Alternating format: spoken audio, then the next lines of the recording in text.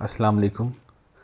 Lecture 2 की ये first video है। इसमें हम कैटेगरीज ऑफ कंप्यूटर्स डिस्कस करते हैं। तो ये आपको सामने डिफरेंट कैटेगरीज नज़र आ रही हैं कंप्यूटर्स की। सबसे पहली कैटेगरी जो है वो पर्सनल कंप्यूटर की है। पर्सनल कंप्यूटर जो है वो एक सिंगल पर्सन के लिए, यानी जिसको एट ए टाइम एक सिंगल यूज़र ऑपरेट करता है, इस टाइप के कंप्यूटर को हम पर्सनल कंप्यूटर कहते हैं। अब आप देखिए आपका जो लैपटॉप है उसको एक टाइम पे एक यूज़र यूज़ करता है, डेस्कटॉप कंप्यूटर हैं उनको एक टाइम पे एक यूज़र यूज़ कर सकता है। ऐसे ही कंप्यूटर को हम पर्सनल कंप्यूटर कहते हैं।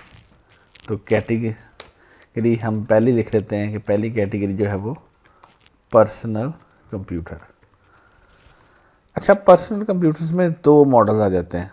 एक को हम कहते हैं डेस्कटॉप और एक को हम कहते हैं tower model.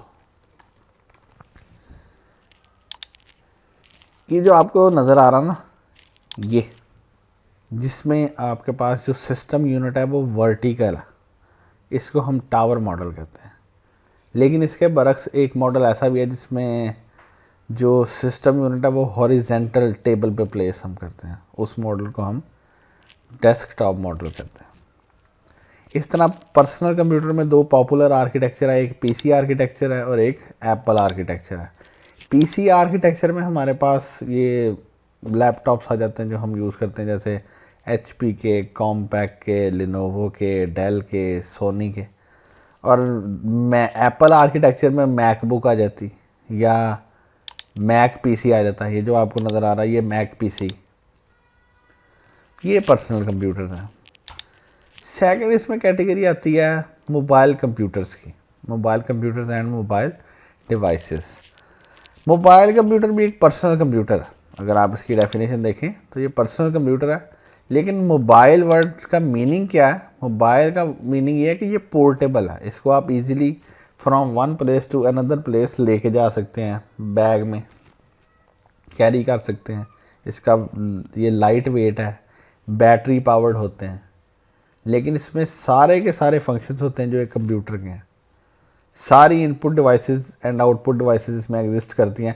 No doubt printer के हद तक हम लिमिटेड हैं, लेकिन इसमें एलसीडी स्क्रीन एग्जिस्ट करती है, आपके पास टच पैड एग्जिस्ट करता है, आपके पास कीबोर्ड एग्जिस्ट करता है, साउंड, उसके बाद स्पीकर्स, उसके बाद आपके पास इंटरनेट, हर फैसिलिटी आपको मोबाइल कंप्यूटर प्रोवाइड करता है। तो मोबाइल कंप्यूटर को आप सिंपल वर्ड्स में लैपटॉप भी कह सकते हैं। मोबाइल कंप्यूटर, इसमें हम लैपटॉप को मोबाइल कंप्यूटर कहते हैं क्योंकि हम लैपटॉप को इजीली एक जगह से दूसरी जगह लेके जा सकते हैं। लेकिन आपने मोबाइल कंप्यूटर को स्मार्टफोन नहीं कहना। उसकी वजह क्या है? क्योंकि वो मोबाइल डिवाइस है, वो मोबाइल कंप्यूटर नहीं है। लैपटॉप कंप्यूटर्स हैं, नोटबुक कंप्यूटर्स हैं। नोटबुक कंप्यूटर्स कौन से हैं? बास लैपटॉप्स ऐसे हैं जिनका एलसीडी साइज़ 10 इंच से स्मॉल है। Laptop with LCD size less than और इक्वल टू 10 इंच, ऐसे कंप्यूटर को हम नोटबुक कह देते हैं क्योंकि उनकी डायमेंशंस जो हैं वो एक नोटबुक की तरह की। और नोटबुक कंप्यूटर जो होते हैं वो इतने पावरफुल नहीं होते, उनमें स्मॉल कैपेसिटी के या स्मॉल स्पीड के प्रोसेसर्स लगे होते हैं। उनको हम नॉर्मल ऑफिशियल वर्क के लिए तो यूज़ कर सकते हैं, लेकिन अगर हम चाहेंगे हमने उन पर बहुत एक्सटेंसिव वर्क करना तो वो नहीं हम उसमें कर सकते। लेकिन लैपटॉप जो है वो पावरफुल भी हो सकते हैं। तो जो लैपटॉप कंप्यूटर्स हैं वो पावरफुल भी हो सकते हैं। इवन के आपके पास लैपटॉप में एक सीरीज़ आती है जिसको हम वर्क स्टेशन लैपटॉप बोलते हैं। अब वर्क स्टेशन लैपटॉप जो है उसमें डिस्क कैपेसिटी भी ज़्यादा होती है और ग्राफिक कार्ड भी ज़्यादा पावरफुल होता है। इसको नॉर्मली ये जो लोग वीडियो रेंडरिंग करते हैं ये यूज़ करते हैं। उसके बाद आपके पास नेट बुक्स आ जाती हैं, यानी इस टाइप की डिवाइसेस जिसमें सिर्फ आपके पास इंटरनेट की फैसिलिटी है, आप सिर्फ उस पर इंटरनेट यूज़ कर सकते हैं, उनको हम नेट बुक्स कहते हैं। फिर अल्ट्रा थिन पीसीज आते हैं, अल्ट्रा थिन लैपटॉप्स आते हैं जो इनका मज़ीद वेट कम है। फिर टैबलेट पीसी हैं जिसे हम टैब बोलते हैं, उसमें विंडोज़ बेस्ड टैब भी आते हैं जस्ट लाइक वो मोबाइल फ़ोन है, आप मोबाइल फ़ोन की तरह ही है और टच स्क्रीन है, उस पर कोई कीबोर्ड नहीं है, आप on screen virtual keyboard use करते हैं और उस पर आप फिंगर टच से सारा कुछ ऑपरेट करते हैं, उसको हम टैबलेट पीसी कहते हैं। तो टैबलेट पीसी में आपके पास विंडोज़ भी आती है और ये एंड्रॉयड बेस्ड भी आते हैं। नेक्स्ट आता है मोबाइल डिवाइसेस।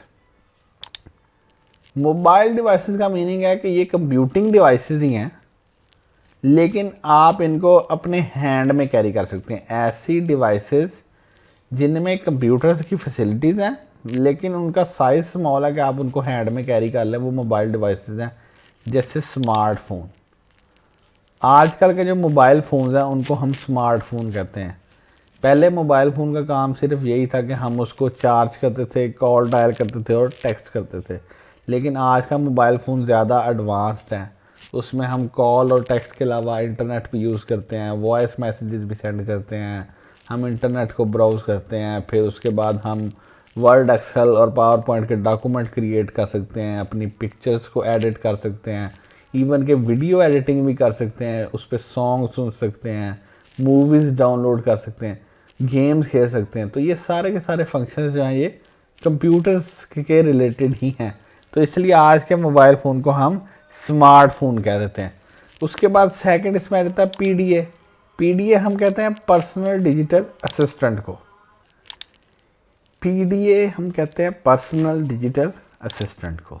मैं यहाँ पर राइट अप भी कर देता हूँ आपके अंडरस्टैंडिंग के लिए। मोबाइल डिवाइसेस, तो इसमें पहली डिवाइस आ जाती है हमारे पास स्मार्टफोन, सेकंड डिवाइस आ जाती है PDA personal digital assistant. Personal digital assistant एक मोबाइल टाइप की डिवाइस थी, लेकिन इसमें हमारे पास फैसिलिटीज़ हुआ करती थी कि हम ईमेल कर लेते थे, डॉक्यूमेंट्स क्रिएट कर लेते थे, उसके बाद कैलेंडर था उसमें नोटिफिकेशन लगा लेते थे। लेकिन आज का जो स्मार्टफोन है वो हमें ये सारी फैसिलिटीज़ देता है। हम उसमें अपने डॉक्यूमेंट भी प्रिपेयर कर लें, ईमेल उसमें यूज़ कर लें, उसके बाद हम उसमें नोटिफिकेशंस लगा लें कि वो हमें रिमाइंडर देता रहे। तो आज का जो मोबाइल फ़ोन है वो सिंपल मोबाइल फ़ोन नहीं है, बल्कि पीडीए भी उसमें इंक्लूडेड है। इस तरह थर्ड कैटेगरी आती है ई बुक रीडर। ई बुक क्या चीज़ है? इलेक्ट्रॉनिक बुक, जिसको हम सिंपल वर्ड्स में कहते हैं पीडीएफ बुक। तो मोबाइल टाइप की स्पेशल डिवाइसेस थी जिसमें हम सिर्फ बुक्स को एक्सेस कर सकते थे और सिर्फ बुक्स को ही रीड कर सकते थे। आजकल हम स्मार्टफोन पे ये काम करते हैं। उसके बाद अदर हैंड हेल्ड कंप्यूटर्स हैं। अदर हैंड हेल्ड कंप्यूटर्स कौन से हैं?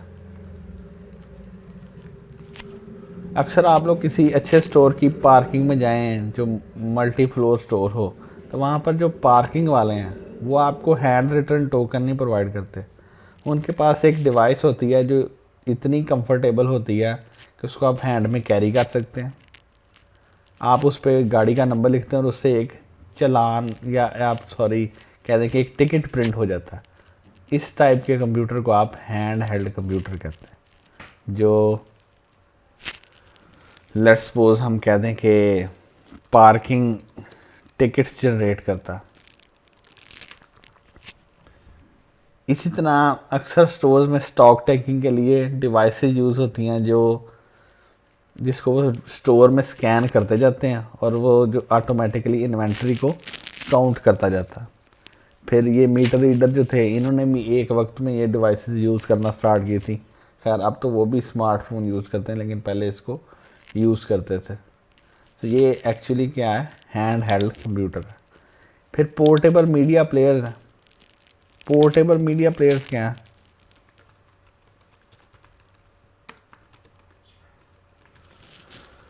ऐसी डिवाइसेस जिसमें आप सॉन्ग्स या म्यूज़िक सेव कर सकते थे और सॉन्ग्स को प्ले कर लेना, पॉज कर लेना, फॉरवर्ड, रिवाइंड और वॉल्यूम के फंक्शन, ये पोर्टेबल मीडिया प्लेयर्स थे। इनको हम MP2 प्लेयर या MP3 प्लेयर भी कहते थे। इनमें सिर्फ सॉन्ग्स की फैसिलिटी थी। डिजिटल कैमरास बजाते खुद भी मोबाइल डिवाइसेस हैं। डिजिटल कैमरास किस तरह से मोबाइल डिवाइसेस हैं? देखिए, डिजिटल कैमरा से आप पिक्चर बनाते हैं। पिक्चर बनाना क्या इनपुट है। उसके बाद डिजिटल कैमरा में ये फीचर है कि आप उसकी ऑप्शन ऑन कर दें कि वो स्माइल को डिटेक्ट करे। तो जैसे आप स्माइल करेंगे तो वो पिक्चर बनाएगा। तो ये उसकी एक प्रोसेसिंग है। इसी तरह हम उसमें फेस डिटेक्शन लगा देते हैं, जहाँ पर फेस आता है वहाँ पर उसके अराउंड येलो कलर का वो बॉक्स बना देता, तो ये वो प्रोसेसिंग कर रहा है। इसी तरह आप डिजिटल कैमरा में जो इमेजेस बनाते हैं उनको आप एडिट कर सकते हैं, उनके कलर्स ब्राइटनेस चेंज कर सकते हैं, ये भी प्रोसेसिंग है। बाज़ डिजिटल कैमरास में ये भी फीचर्स हैं कि आपको उसमें एलसीडी मिलती है, उस एलसीडी से आप डायरेक्टली उस पिक्चर को व्यू भी कर सकते हैं, तो आउटपुट भी है। डिजिटल कैमरास को आप प्रिंटर के साथ कनेक्ट कर लें, फ़ोटो प्रिंटर, डायरेक्टली उससे प्रिंट आउट लेने हैं, तो ये भी आउटपुट फंक्शन है। डिजिटल कैमरा में internal memory and memory card है, स्टोरेज भी है। और मॉडर्न जो डिजिटल कैमराज हैं उनमें इंस्टाग्राम का फीचर भी आ गया कि आप इंस्टाग्राम के साथ कनेक्ट करके डायरेक्ट अपनी पिक्चर्स जो है वो पोस्ट कर लें। तो ये सारी की सारी क्या है, मोबाइल डिवाइसेस हैं।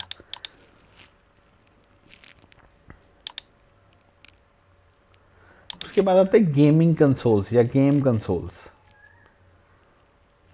जैसे आपको ये स्क्रीन पे नज़र आ रहा है, एक हमारे पास हैंड हेल्ड डिवाइस होती थी जिसपे हम बॉक्सेस की फॉर्म में जो गेम चलती थी उसको प्ले अराउंड करते थे, तो ये गेम कंसोल है।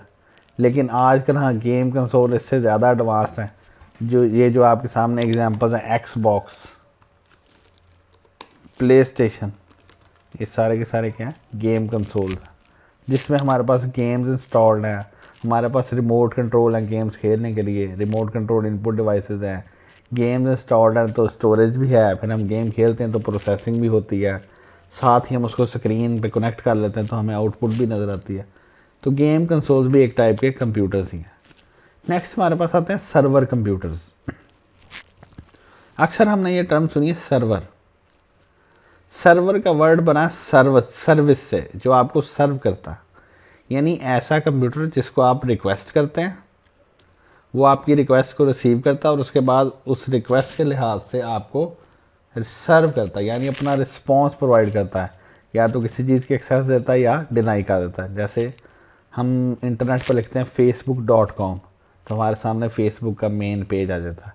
अब ये मेन पेज हमारे पास तो कहीं स्टोर नहीं, ये मेन पेज किसी ऐसे कंप्यूटर पर स्टोर है जो हमें नहीं पता कहाँ पर एग्जिस्ट करता। हमारे लिए वो रिमोट कंप्यूटर है, लेकिन हमने लिखा facebook.com, इट मीन्स कि हमने उसे रिक्वेस्ट की। जब हमने रिक्वेस्ट की, रिक्वेस्ट सर्वर के पास पहुंची और सर्वर ने साथ ही हमें रिस्पॉन्ड किया। रिस्पॉन्ड कैसे किया कि उसने हमें फेसबुक का मेन पेज डिस्प्ले करवा दिया।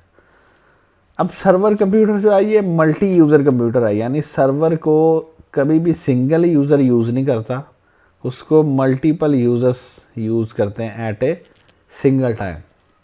फेसबुक की एग्जांपल ले लें।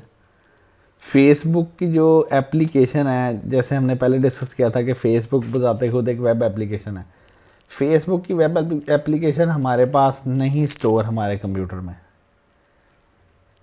ना ही हमारे मोबाइल में स्टोर है। जो भी फेसबुक के रिलेटेड डाटा वो सारे का सारा फेसबुक के सर्वर पे है। यही वजह है कि हम अपनी फेसबुक लैपटॉप से ओपन कर लें, यूनिवर्सिटी जाके ओपन कर लें, किसी और सिटी में जाके ओपन कर लें, मोबाइल फ़ोन से ओपन कर लें, हमें सेम डाटा नज़र आता। अगर ऐसा ना होता तो हमें मोबाइल में डिफरेंट डाटा नज़र आता और अपने कंप्यूटर पे डिफरेंट डाटा नज़र आता, क्योंकि सर्वर कंप्यूटर जो है वो सेंट्रल लोकेशन प्रोवाइड करता है। सेंट्रल लोकेशन है किस लिए? डाटा स्टोरेज के लिए भी, प्रोग्राम्स के लिए भी, और इन्फॉर्मेशन जनरेट करने के लिए भी। तो सर्वर कंप्यूटर जो है ये एक मल्टी यूज़र कंप्यूटर है, बल्कि मैं यहाँ पर राइट अप भी कर देता हूँ, multi user computer receives user request and responds. User request को रिसीव करता और रिस्पॉन्ड करता। अब यहाँ पर एक और कैटेगरी आती है मेन फ्रेम की।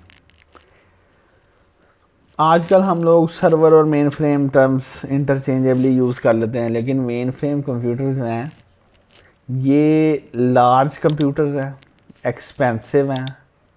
क्यों एक्सपेंसिव है? क्योंकि ये पावरफुल हैं। अब इनको हमने पावरफुल क्यों बनाया? ताकि ये मल्टीपल यूज़र्स को सपोर्ट कर सकें, यानी इन पे मल्टीपल यूज़र्स जो हैं वो वर्किंग कर सकें। और इन यूज़र्स की क्वांटिटी कितनी हो सकती है, हंड्रेड्स टू थाउजेंड्स। तो हंड्रेड्स टू थाउजेंड, ये पावरफुल कंप्यूटर्स हैं। ठीक है जी। इसके बाद हमारे पास आ जाते हैं सुपर कंप्यूटर्स। जो दुनिया में सबसे फास्टेस्ट कंप्यूटर्स हैं वो सुपर कंप्यूटर्स हैं।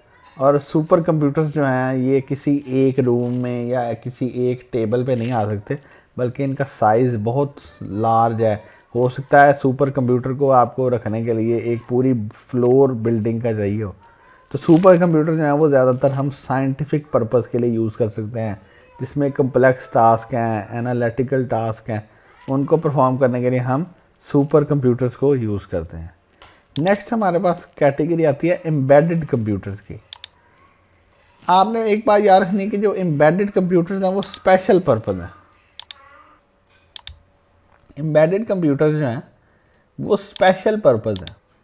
जिस तरह हमारे पास आजकल लैपटॉप है ना, जो जनरल पर्पज़ है, हम ग्राफिक डिज़ाइनिंग के लिए यूज़ करें, चाहे हम एप्लीकेशन या लेटर टाइप आउट करने के लिए यूज़ करें, चाहे हम इनको इंटरनेट के लिए यूज़ करें, चाहे हम इनको सिर्फ मूवीज़ देखने के लिए यूज़ करें, तो हमारे जो लैपटॉप या डेस्कटॉप कंप्यूटर्स हैं ये जनरल पर्पज़ है। इसी तरह जो सर्वर्स हैं, कोई पर्सन उसे बैंकिंग के लिए यूज़ कर सकता है, कोई पर्सन उसे सिर्फ सॉफ्टवेयर स्टोर करने के लिए यूज़ कर सकता है, कोई उस पर इंफॉर्मेटिव चीज़ें प्लेस कर सकता है। तो सर्वर भी जनरल पर्पज़ हैं। लेकिन जो हमारे पास एम्बेडेड कंप्यूटर्स हैं उनका कोई स्पेसिफिक पर्पज़ है। इसका मतलब है कि वो इतने पावरफुल भी नहीं है, उनमें इतनी ज़्यादा फैसिलिटीज़ भी नहीं है। एम्बेडेड कंप्यूटर्स कहाँ पर यूज़ होते हैं, इलेक्ट्रॉनिक्स में, मोबाइल फ़ोन्स में एंड डिजिटल फ़ोन्स में। जो आपके पास टेलीविज़न आ रहे हैं एंड्रॉयड टीवी बॉक्स के साथ, उनमें यूज़ होते हैं। अब कैमराज में जो आपके पास कंप्यूटिंग की फैसिलिटी है वो कैमरे की हद तक है। यानी अगर आप चाहें ना कि मैं उस कैमरा पे कोई माइक्रोसॉफ्ट वर्ड या एक्सेल इंस्टॉल कर लूँ, तो ऐसा पॉसिबल नहीं है, क्योंकि कैमरा जो है वो स्पेसिफिक पर्पज़ है। यानी उसका पर्पज़ ये है कि आप उसको कैम कॉर्डर के तौर पे यूज़ कर लें या स्टिल फोटोग्राफी के लिए यूज़ कर लें। इस तरह डीवीडी प्लेयर्स में जो फंक्शंस हैं वो एम्बेडेड कंप्यूटर्स की वजह से हैं। आपके पास आंसरिंग मशीन हैं, जैसे एटीएम मशीन हैं, ये भी एम्बेडेड कंप्यूटर्स हैं। फिर हमने एयर कंडीशनिंग में थर्मोस्टेट यूज़ करते हैं, इन एम्बेडेड कंप्यूटर्स हैं। फिर उसके बाद हमारे पास सिक्योरिटी मॉनिटरिंग सिस्टम है, जैसे ये कैमराज हैं जो मोशन को डिटेक्ट करते हैं, इनमें भी एम्बेडेड कंप्यूटर्स हैं। फिर हमारे पास गाड़ियों की जो ABS ब्रेक्स हैं वो भी एम्बेडेड कंप्यूटर है। फिर उसके बाद ये जो आप गाड़ियाँ देखते हैं कि EFI गाड़ियाँ हैं और इनको हम कंप्यूटर्स के थ्रू एडजस्ट कर सकते हैं, चेक कर सकते हैं, इनमें भी एम्बेडेड कंप्यूटर है। एयर बैग कंट्रोलर जो है वो भी एम्बेडेड कंप्यूटर है। फिर गाड़ियों में क्रूज़ कंट्रोल का फंक्शन आता है कि आप एक ख़ास स्पीड पर जाके एक बटन प्रेस कर देते हैं, उसके बाद आपको एक्सेलरेट करने की ज़रूरत नहीं, गाड़ी खुद ब खुद चलती रहती है। उसको कौन कंट्रोल करता है, एम्बेडेड कंप्यूटर। और इसी को हम एरोप्लेन में यूज़ कर सकते हैं ऑटो पायलट के नाम से। फिर हमारे पास कीबोर्ड्स में एम्बेडेड कंप्यूटर्स हैं, डिजिटल वॉचेस में एम्बेडेड कंप्यूटर्स हैं, प्रिंटर्स में को हम एम्बेडेड कंप्यूटर कह सकते हैं। ठीक है जी। तो इन सब का कोई ना कोई स्पेसिफिक पर्पज़ है। नेक्स्ट हमारे पास एक आर्टिकल आता है इंफॉर्मेशन सिस्टम। पहली बात हम सिस्टम की डेफिनेशन कर लेते हैं। सिस्टम किसे कहते हैं, group of components working together to achieve a common goal, इसको हम सिस्टम कहते हैं। मैं यहाँ पर लिख देता हूँ, what is a system, group of components working together to achieve a common goal, इसको हम क्या कहते हैं, सिस्टम कहते हैं। जैसे फॉर एग्जांपल कंप्यूटर सिस्टम। अब कंप्यूटर सिस्टम के कंपोनेंट्स कौन से हैं, इनपुट, प्रोसेसिंग, प्रोसेस, आउटपुट, उसके बाद स्टोरेज और कम्युनिकेशन, ये हार्डवेयर कंपोनेंट्स है ना। उसके बाद सॉफ्टवेयर आ जाते हैं। तो अगर ये सारे के सारे ग्रुप ऑफ कंपोनेंट्स हैं और ये एक दूसरे के साथ मिलकर काम करते हैं, यानी हार्डवेयर को इंस्ट्रक्शन कौन प्रोवाइड करता है, सॉफ्टवेयर प्रोवाइड करता है। तो इनका गोल क्या है, यूज़र के लिए कंप्यूटर को यूज़फुल बनाना, ताकि यूज़र अपनी प्रॉब्लम्स को रिजॉल्व कर सके, यूज़र जो है वो डिफरेंट टाइप की वर्किंग इस पर कर सके। सेकंड डेफिनेशन आप कर सकते हैं कि ए सेट ऑफ इंटररेटेड एलिमेंट्स और कंपोनेंट्स, यानी कि एक दूसरे के साथ कोऑपरेट कर रहे हैं, जो इनपुट कलेक्ट करें यानी डाटा कलेक्ट करें, डाटा को मैनिपुलेट करें यानी उस पर कैलकुलेशंस परफॉर्म करें, प्रोसेस करें, और उसके बाद आउटपुट जनरेट करें। सेकेंडली आउटपुट के बाद स्टोर भी कर सकें, इसको हम इंफॉर्मेशन सिस्टम कहते हैं, यानी ऐसा सिस्टम जो डाटा एक्सेप्ट करेगा, डाटा को इंफॉर्मेशन में कन्वर्ट करेगा, प्रोसेस करने के बाद डाटा को स्टोर करेगा और कम्युनिकेशन में हमें हेल्प आउट करेगा, उसको हम इंफॉर्मेशन सिस्टम कहते हैं। बाज़ औक़ात हम इंफॉर्मेशन सिस्टम को सिंपल आईएस भी लिख देते हैं, और आईएस के डिफरेंट मीनिंग हो सकते हैं। बाज़ जगह पर हम इसको इंफॉर्मेशन सिस्टम कहते हैं, बाज़ जगह पर हम इसको इंफॉर्मेशन सर्विसेज कहते हैं, बाज़ जगह पर हम आईएस का मीनिंग लेते हैं कि ये कोई डिपार्टमेंट है जो हमें कंप्यूटर्स की फैसिलिटीज़ दे रहा है, इंटरनेट की फैसिलिटीज़ दे रहा है, डाटा हमारा स्टोर करके रख रहा है। और बाज़ जगह पर हम इसको आईटी डिपार्टमेंट कह देते हैं, यानी इंफॉर्मेशन टेक्नोलॉजी डिपार्टमेंट, जो कि हमारे लिए इन सारी चीज़ों को मैनेज कर रहा है, या हम उसको एमआईएस डिपार्टमेंट कह देते हैं, मैनेजमेंट इंफॉर्मेशन सर्विस या मैनेजमेंट इंफॉर्मेशन सिस्टम। तो बाज़ जगह पर हम उसको आईटी सर्विसेज सेल भी कह देते हैं। तो ये डिफरेंट जगह पर डिफरेंट टर्मिनोलॉजीज जो हैं ये यूज़ होती हैं। इंफॉर्मेशन सिस्टम की एक्टिविटीज़ कौन सी हैं? इंफॉर्मेशन सिस्टम को हमेशा कोई ना कोई ऑर्गेनाइजेशन यूज़ करती है। अब ऑर्गेनाइजेशन किस फंक्शन के लिए यूज़ करती है? इनपुट गेट करने के लिए, इनपुट को प्रोसेस करने के लिए, आउटपुट जनरेट करने के लिए, और यहाँ पर आप ऐड कर सकते हैं स्टोरेज के लिए भी और कम्युनिकेशन के लिए भी। यहाँ पर एक टर्म नज़र आ रही फीडबैक। फीडबैक किस लिए यूज़ होता है? आप इंफॉर्मेशन की बेस पे अपनी इनपुट्स को चेंज करते हैं, इस प्रोसेस को हम फीडबैक कहते हैं। जैसे फॉर एग्जांपल हमने किसी पर्सन को एक मेरिट लिस्ट प्रोवाइड की जिसमें 50 स्टूडेंट थे, और उसको टाइम दिया कि 3 दिन में स्टूडेंट्स आएंगे, उनके डॉक्यूमेंट्स वेरीफाई करने और फीस आपने वाउचर उनको प्रोवाइड करने। तो ये सारी प्रोसेसिंग चलेगी 3 दिन।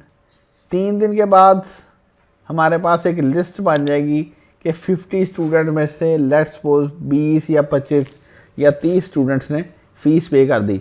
अब फीडबैक क्या होगी कि नेक्स्ट लिस्ट जो हमने प्रोवाइड करनी है वो 20 स्टूडेंट की प्रोवाइड करनी है, क्योंकि फर्स्ट लिस्ट में 30 स्टूडेंट्स ने फ़ी पे कर दी थी। तो ये आप इसको फीडबैक कह सकते हैं। Elements of information system, hardware, आजकल के जो मॉडर्न इंफॉर्मेशन सिस्टम्स हैं उनमें हम कंप्यूटर्स यूज़ कर रहे हैं, तो इसलिए हार्डवेयर जो है वो उसका सबसे first portion, input devices, output devices, storage devices, processing devices, communication devices.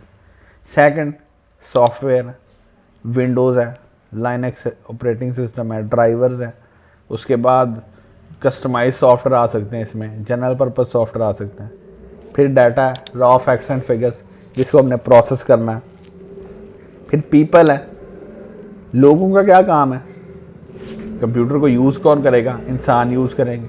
Computer को इंस्ट्रक्शन कौन प्रोवाइड करेगा? इंसान प्रोवाइड करेंगे। एक इंफॉर्मेशन सिस्टम को डाटा कौन प्रोवाइड करेगा? इंसान प्रोवाइड करेंगे। उस डाटा से जो इन्फॉर्मेशन जनरेट होगी वो भी इंसान ही यूज़ करेंगे। सॉफ्टवेयर इंस्टॉल कौन करेगा? इंसान करेगा। अगर हार्डवेयर में किसी किस्म का कोई फॉल्ट आ जाता है उसको रिपेयर कौन करेगा? पीपल पे रिपेयर करेंगे। तो पीपल जो हैं ये क्रिटिकल पार्ट है इंफॉर्मेशन सिस्टम का। इंफॉर्मेशन सिस्टम को बनाते भी यही हैं, यूज़ भी यही करते हैं, किसी प्रॉब्लम की सूरत में उसको ट्रबल शूट या मैनेज भी यही लोग करते हैं। नेक्स्ट आ जाता है प्रोसीजर्स। प्रोसीजर आप कहते हैं प्रोसेस को, पॉलिसीज़ को, यानी कोई ना कोई स्टेप्स हैं जिनको हमने फॉलो करते हुए चलना। इंफॉर्मेशन सिस्टम के लिए ज़रूरी है कि उन स्टेप्स को फॉलो करें। तो प्रोसीजर्स या पॉलिसीज़ जो हैं ये भी इंफॉर्मेशन सिस्टम का सबसे इम्पॉर्टेंट पार्ट है। जैसे आप देखें ना, आप केयर फार्मेसी पे जाएं तो उनका एक प्रोसेस है कि आपने कभी भी काउंटर पे जाके मेडिसिन नहीं बतानी। आप कैश काउंटर पे मेडिसिन नहीं बताते, बल्कि प्रेस्क्रिप्शन ड्रॉप काउंटर जो है वहाँ पर जाके अपनी मेडिसिन बताते हैं। आप 1 बाय 1 सारी मेडिसिन बताते हैं, वो राइट अप करके साथ ही उसका बिल जनरेट कर देते हैं। उसके बाद वो किसी सेल्समैन को वो बिल प्रोवाइड करते हैं, वो आपकी सारी मेडिसिन कलेक्ट करता है। वो मेडिसिन फिर बिल के साथ मेडिसिन चेकिंग काउंटर पे चली जाती है। फिर वहाँ पर एक बंदा उस मेडिसिन को चेक करता है, पैक करता है और फिर कैश काउंटर को हैंड ओवर कर देता है। वो आपका नाम बुलाते हैं और फिर आप कैश पे करते हैं। तो ये उनका प्रोसीजर है जिसको वो फॉलो करवा रहे हैं। इसी तरह यूनिवर्सिटीज़ में एडमिशन ओपन होते हैं, हम फॉर्म सेव करते हैं, जैसे ही डेट क्लोज़ होती है तो फॉर्म भी ऑटोमेटिकली ही क्लोज़ हो जाता है। तो फॉर्म भी तो, एडमिशन फॉर्म जो है वो भी तो इन्फॉर्मेशन सिस्टम ही है कि वो डाटा कलेक्ट कर रहा है। वो डाटा क्यों कलेक्ट कर रहे हैं हम? ताकि उसको प्रोसेस करके उससे हम मेरिट लिस्ट जनरेट कर सकें। मेरिट लिस्ट इन्फॉर्मेशन, तो वो भी इस प्रोसीजर को फॉलो करता है कि जो एडमिशन की क्लोजिंग डेट होगी उसके बाद कोई भी स्टूडेंट अपना डाटा इनपुट नहीं कर सकेगा। तो प्रोसीजर्स एंड पॉलिसीज़ बहुत इंपॉर्टेंट है किसी भी इंफॉर्मेशन सिस्टम के लिए। उसके बाद डेफिनेशन आती है कंप्यूटर बेस्ड इंफॉर्मेशन सिस्टम्स। आजकल मॉडर्न जितने भी इंफॉर्मेशन सिस्टम हैं वो सारे के सारे कंप्यूटर बेस्ड ही हैं, लेकिन अक्सर जगह ऐसी भी हैं जहाँ पर अभी भी मैनुअल इंफॉर्मेशन सिस्टम ही चल रहे हैं, जहाँ पर हम रजिस्टर्स यूज़ कर रहे हैं, रजिस्टर पे डाटा लिखते जा रहे हैं, फिर जब हमें इंफॉर्मेशन चाहिए उसी रजिस्टर से ही हम गेट करते हैं। लेकिन अब ट्रेंड जो है वो कंप्यूटर्स की तरफ ज़्यादा जा रहा है, especially in our country. CBIS is composed of hardware, software, databases, telecommunications, people and procedures। तो ये सारे के सारे क्या हैं? CBIS के कंपोनेंट्स। अब ये कंपोनेंट्स करते क्या हैं? डाटा कलेक्ट करते हैं, प्रोसेस करते हैं, स्टोर करते हैं और उसके बाद आउटपुट जनरेट करते हैं। जैसे गवर्नमेंट बेकरी पे सॉफ्टवेयर यूज़ हो रहा है, बैंक्स में यूज़ हो रहे हैं, मेडिकल स्टोर्स पे यूज़ हो रहे हैं, हॉस्पिटल्स में यूज़ हो रहे हैं, डिफरेंट यूनिवर्सिटीज़ में लर्निंग मैनेजमेंट सिस्टम यूज़ हो रहे हैं। ये सारे के सारे computer based information system. Advantages क्या हैं कंप्यूटर बेस्ड इंफॉर्मेशन सिस्टम के? एक तो क्योंकि ये कंप्यूटराइज्ड हैं तो इनमें डाटा की प्रोसेसिंग फास्ट है, इनमें स्टोरेज स्पेस ज़्यादा है, तो आप इनमें huge amount of data store कर सकते हैं। फिर आपके पास बैकअप की ऑप्शन है कि आप इनको डिफरेंट USB पे कॉपी कर लें या आप गूगल ड्राइव पे ऑनलाइन इसका बैकअप रख लें, ताकि इन केस अगर आपके साथ कोई भी प्रॉब्लम जनरेट होती है तो आप उस डाटा को रिकवर कर सकें। फिर ये सिक्योरिटी आपको प्रोवाइड करते हैं, आप फोल्डर्स को पासवर्ड लगा लेते हैं, कंप्यूटर को पासवर्ड लगा लेते हैं, तो आपको सिक्योरिटी प्रोवाइड करते हैं। और उसके बाद पेपरलेस रिकॉर्ड्स हैं, यानी बजाय इसके कि आप बंच ऑफ पेपर्स को और फाइल्स को और आप रिकॉर्ड रजिस्टर्स को अपने पास स्टोर करके रखें, आपके पास फाइल्स पड़ी हैं, उन फाइल्स को आप फोल्डर्स में ऑर्गेनाइज करके इजीली कंप्यूटर्स में रख सकते हैं। ठीक है जी, तो ये कंप्यूटर बेस्ड इंफॉर्मेशन सिस्टम है। नेक्स्ट हमारे पास आता है examples of computer usages. Different type के यूज़र्स हैं, उनका यूजेज हम डिस्कस करेंगे। सबसे पहले हमारे पास आते हैं होम यूज़र्स, जैसे आप, मैं। हम इसको वेब ब्राउजिंग के लिए यूज़ करते हैं, हम इसको चैटिंग के लिए यूज़ करते हैं, हम इसको मूवीज़ के लिए, सॉन्ग्स के लिए यूज़ करते हैं। बाद लोग इसको फाइनेंस को मैनेज करने के लिए यूज़ करते हैं, यानी वो अपने घर का बजट इससे बना सकते हैं। फिर इसके बाद ऑफिस यूज़र्स हैं। ऑफिस यूज़र्स क्या करते हैं? Official email send and receive करते हैं। फिर अगर आपके पास आपके जो ऑफिस हैं वो डिफरेंट कंट्रीज़ में एग्जिस्ट करते हैं तो आप इंटरनेट टेलीफोनी को यूज़ कर सकते हैं, या आप मीटिंग्स के लिए वीडियो कॉन्फ्रेंस कर सकते हैं। इंफॉर्मेशन सर्च करते हैं ऑफिशियल यूज़र्स। फिर मोबाइल यूज़र्स हैं। मोबाइल यूज़र्स जो ट्रैवलिंग के दौरान लैपटॉप्स को यूज़ करते हैं, जो ट्रैवलिंग के दौरान मूवीज़ देखते हैं, गेम्स खेलते हैं। अब मोबाइल यूज़र जो है वो होम यूज़र भी हो सकता है और ऑफिस यूज़र भी हो सकता है, यानी वो अपने लैपटॉप को इंटरनेट के लिए भी, मूवीज़ के लिए भी, सॉन्ग्स के लिए भी, गेम्स के लिए भी यूज़ कर सकता है। और ऐसा भी हो सकता है कि वो अपने लैपटॉप को ऑफिशियल वर्क के लिए यूज़ करें। उसके बाद हमारे पास आते हैं पावर यूज़र्स। पावर यूज़र जो हैं बेसिकली कंप्यूटर के रिसोर्सेज को प्रॉपरली यूटिलाइज करते हैं। ये ज़्यादातर लोग वो है जो मल्टीमीडिया पे वर्किंग करते हैं, जैसे ग्राफिक डिज़ाइनर्स, जैसे ये वीडियो एडिटर्स, ये डिफरेंट फंक्शंस पे जो वीडियोस बनाते हैं, फिर उनके बाद उन वीडियोस को कंबाइन करते हैं, उसके पीछे बैकग्राउंड म्यूज़िक लगाते हैं, फिर उन वीडियोस को वो उन पे डिफरेंट स्पेशल इफ़ेक्ट्स ऐड करते हैं। तो इस टाइप के यूज़र्स को हम पावर यूज़र्स कहते हैं, एनिमेशंस क्रिएट करते हैं। फिर आते हैं इंटरप्राइज यूज़र्स।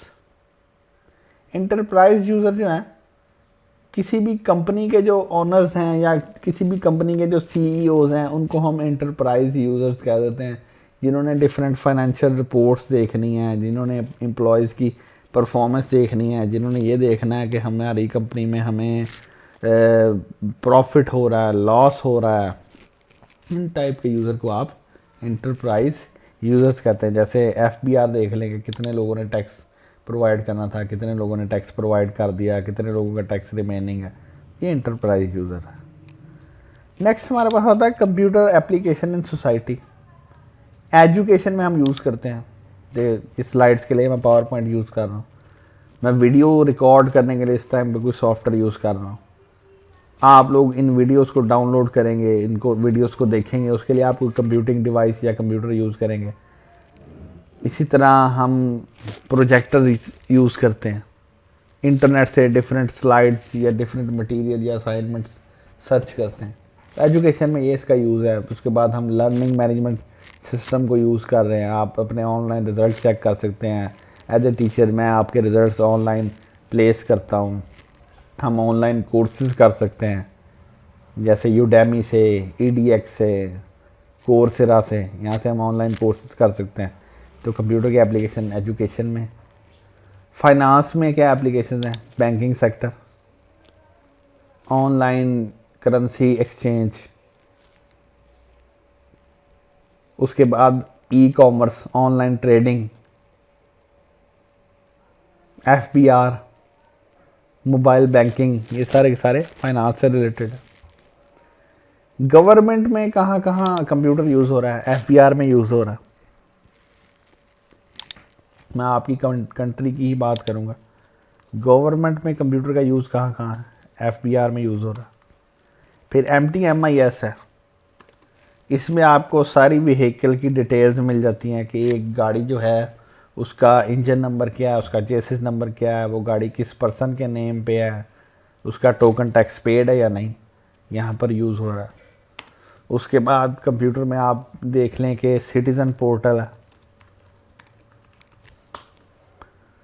फिर आप गवर्नमेंट हॉस्पिटल्स देखें, स्पेशली सिविल, जहाँ पर अभी सॉफ्टवेयर इंस्टॉल किए गए हैं OPD के लिए भी और इंडोर के लिए भी।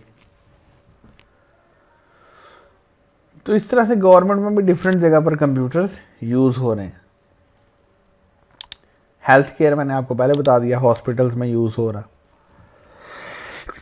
हॉस्पिटल्स में हम कंप्यूटर क्यों यूज़ करते हैं? पेशेंट की रिकॉर्ड कीपिंग के लिए, पेशेंट की बिलिंग के लिए, पेशेंट की हिस्ट्री को स्टोर करने के लिए।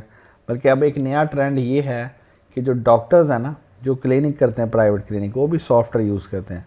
बजाय इसके कि वो किसी भी पर्सन की मेडिसिन हाथ से लिखें, वो सॉफ्टवेयर के थ्रू टैबलेट्स चेक करते जाते हैं, उनकी डोज सेट करते जाते हैं और ऑटोमेटिकली उससे कंप्यूटराइज प्रिंट आउट निकल आता है। उसका फ़ायदा ये होता है कि एक पेशेंट को भी आसानी रहती है उस मेडिसिन को पढ़ने में, और एक मेडिकल स्टोर वाले को भी पढ़ने में आसानी रहती है, क्योंकि वो कंप्यूटर टाइप्ड वर्ड्स होते हैं, वो डॉक्टर की राइटिंग में नहीं होते। साइंस में कंप्यूटर का यूज़ किधर है? रिसर्च में, सिमुलेशंस में, साइंटिफिक एक्सपेरिमेंट्स जो करते हैं उनमें कंप्यूटर यूज़ होता है। पब्लिशिंग में कंप्यूटर का यूज़ किधर है? बुक्स वगैरह जो हम पब्लिश करते हैं, रिसर्च पेपर्स पब्लिश करते हैं, पैनाफ्लेक्सिस पब्लिश करते हैं, ये कंप्यूटर्स का यूज़ है। ट्रैवलिंग में हम कंप्यूटर का यूज़ किधर करते हैं? हम ऑनलाइन बसेस के, एरोप्लेन के स्केड्यूल चेक कर सकते हैं, हम बुकिंग करवा सकते हैं ऑनलाइन टिकट्स को, ऑनलाइन टिकट्स परचेज कर सकते हैं।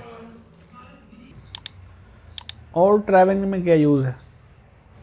GPS, Google maps. हमें कोई रास्ता नहीं मिलता, हम मोबाइल फ़ोन पे लोकेशन ऑन करते हैं और गूगल मैप्स को यूज़ करते हैं। वो गूगल मैप हमें ये भी बताता है कि हम करंटली किस लोकेशन पे हैं।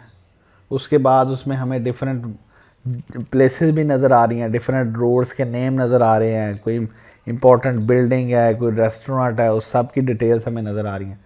फिर उसके बाद एक ऑप्शन है गूगल मैप में कि हम किसी जगह का रास्ता फाइंड आउट करना चाहें तो हम उसको डेस्टिनेशन बता देते हैं, वो हमें डिफरेंट अल्टरनेटिव रूट्स जो हैं वो बता देता है।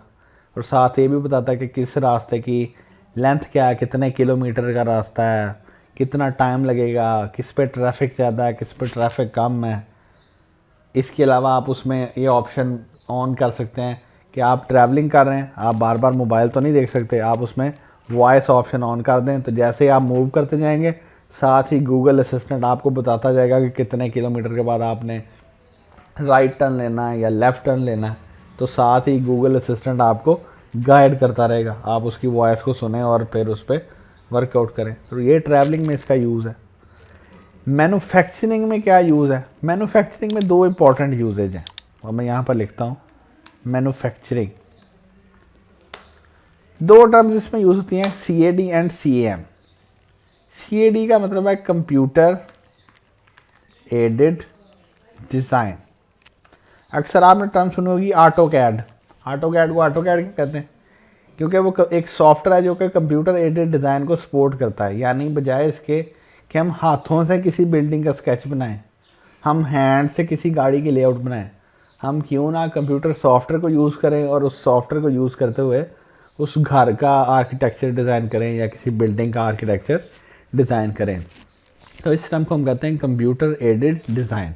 तो कंप्यूटर एडेड डिज़ाइन में हम सिर्फ घरों का आर्किटेक्ट ही नहीं डिज़ाइन कर सकते, बल्कि किसी ब्रिज का भी डिज़ाइन कर सकते हैं, हम किसी गाड़ी के इंजन का भी डिज़ाइन क्रिएट कर सकते हैं, हम किसी गाड़ी की आउटर लुक का डिज़ाइन भी क्रिएट कर सकते हैं, हम उसमें इंटीरियर डिज़ाइनिंग भी कर सकते हैं। तो इन सारों को हम कंप्यूटर एडेड डिज़ाइन ही कहेंगे। CAM का मीनिंग है computer aided manufacturing. Computer aided manufacturing का मतलब क्या है? Using robots to manufacture products. Using robots to manufacture products या टू क्रिएट या टू कंस्ट्रक्ट प्रोडक्ट्स। आप लोग अगर नेट जियो का चैनल देखें तो आपको वहाँ पर मेगा फैक्ट्रीज़ की एक एपिसोड लगती है। कोई गाड़ियाँ बनाने की फैक्ट्री या कोई फूड आइटम्स पैक करने की फैक्ट्री या कोका कोला की फैक्ट्री। तो उनमें आप देखेंगे आपको लोग बहुत कम नज़र आएंगे। ये बात नहीं कि नहीं नज़र आएंगे, लेकिन कम नज़र आएंगे।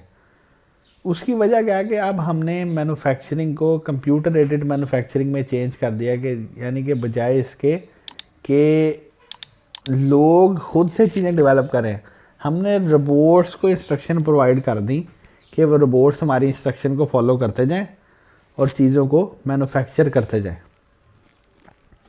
अगर आप देखें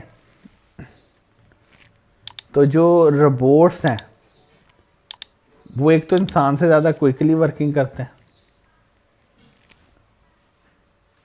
एक तो इंसान से ज़्यादा क्विकली वर्किंग करते हैं रोबोट्स। सेकंड, रोबोट्स क्या हैं? ज़्यादा एक्यूरेट वर्किंग करते हैं, ज़्यादा रिलायबल है। यानी आपके पास अगर एक ह्यूमन कारपेंटर है ना, आप उसे कहेंगे मुझे 10 टेबल्स बना दो, तो वो 10 टेबल बनाएगा, लेकिन किसी ना किसी टेबल में कोई मामूली सा लेंथ या हाइट या विड्थ का डिफरेंस ज़रूर रह जाएगा, चाहे वो 1 मिलीमीटर में हो, चाहे 1 सेंटीमीटर में हो, डिफरेंस ज़रूर आ जाएगा। लेकिन अगर आप रोबोट्स के थ्रू ये टेबल्स क्रिएट करवाएंगे तो रोबोट्स को स्ट्रिक्ट इंस्ट्रक्शन है, उसने उन्हीं इंस्ट्रक्शन को फॉलो करना है, एक्यूरेटली फॉलो करना है और कंसिस्टेंसी के साथ फॉलो करना है। और रोबोट्स जो चीज़ डेवलप करेंगे उसमें आपको 1 मिलीमीटर तो क्या है 1 नैनोमीटर का डिफरेंस भी नहीं मिलेगा। यानी रोबोट्स जो है एक तो फास्ट स्पीड से काम करते हैं, एक एक्यूरेसी से काम करते हैं, दूसरा रोबोट्स जो हैं वो कंसिस्टेंसी से काम करते हैं। तो आपको जो ओवरऑल प्रोडक्ट्स मिलती हैं वो सेम सॉर्ट ऑफ फिनिशिंग में मिलती हैं। इसकी और हम एग्जांपल डिस्कस कर लेते हैं। अगर हम एक ह्यूमन को कहें कि आपने 10 गाड़ियों को पेंट करना, तो वो गाड़ियों को पेंट करेगा, लेकिन क्वाइट पॉसिबल किसी एक गाड़ी में हल्का सा कलर टोन का डिफरेंस रह जाए, क्योंकि इंसान ने अंदाजे से पेंट करना। लेकिन अगर आप यही काम रोबोट से करवाएं, तो रोबोट्स ने हर चीज़ को क्वांटिफाई करके करना है कि मैंने कितने सेकंड तक इस एरिया को पेंट करना, कितनी क्वांटिटी में पेंट करना। तो जब वो इन चीज़ों को या पैरामीटर्स को इंश्योर करता रहेगा, तो एट द एंड आपको 10 की 10 गाड़ियों की फिनिशिंग जो है वो सेम मिलेगी। लेकिन अगर इंसान को आप कहें कि इन चीज़ों का ट्रैक रखे, तो इंसान के लिए पॉसिबल नहीं है। वो सेकंड्स कैसे काउंट करेगा, वो नहीं, पॉसिबल नहीं है, वो उतनी कंसिस्टेंसी से काम नहीं कर सकता। तो ये मैन्युफैक्चरिंग में कंप्यूटर का यूजेज है। नेक्स्ट वीडियो में हम इंशाल्लाह हिस्ट्री ऑफ कंप्यूटर को डिस्कस करेंगे।